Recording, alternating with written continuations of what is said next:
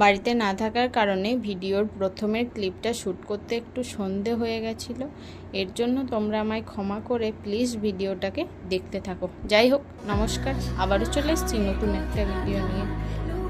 বেশ কিছুদিন আগে আমি ক্লের সাহায্যে যে ক্লিপটা তোমাদের বানিয়ে দেখিয়েছিলাম, আজকে আমি ওই ক্লিপটা তোমাদের রং করে দেখাবো। রং করার জন্য প্রথমেই আমি ক্লিপের ওপরে একটা সাদা রঙের বেস কালার দিয়ে দেব, যেন আমার রংটা ফোটে এবং রংটা যেন টেকসই হয়। এরপর আমি আমার পছন্দের মতো কালার করে নেব, তোমরা তোমাদের পছন্দের কালার করে নিতে পারো। তো আমি কালারটা করতে থাকি, তোমরা দেখো।